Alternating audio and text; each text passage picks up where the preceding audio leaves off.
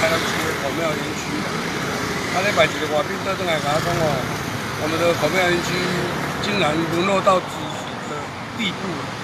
那我今天来看一个，真正惊一跳，真的有失我们台南市的颜面。啊，你看看嘛，这是我们的孔庙园区，整个地方脏乱不堪呐。另外，这叫它垃圾，这就是我们的孔庙园区。而且这个整个的地方呢，这上个月嘛几工无用，这杂草丛生啊吼。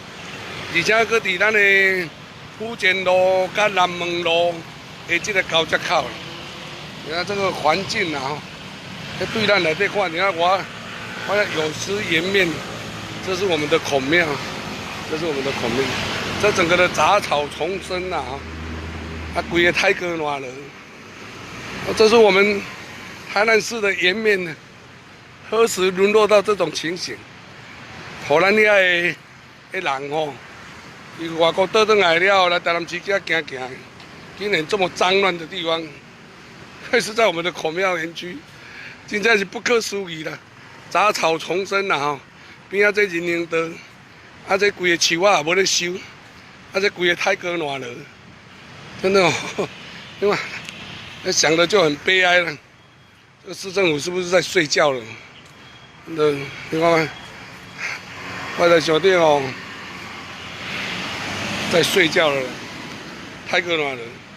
这是在我们台南市鼎鼎有名的孔庙园区，孔庙园区，而且搁伫咱的福建路和南门路的交接口，整个园区里面乱七八糟，现在。这个台南市这个景观是怎么了？市政府应该要想想看。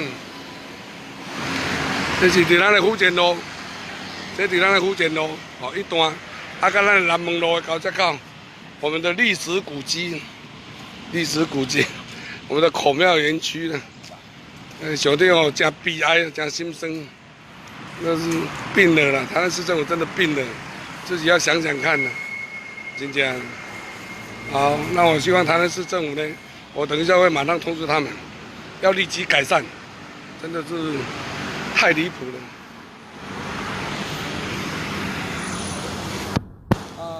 谢谢大家，也希望大家如果台南市政府有需要我们议员监督的地方，那就尽量的告诉我们，我们会全力来维护我们整个的市容，督促台南市政府要做这种该做的事。环境整理、清洁是非常重要的。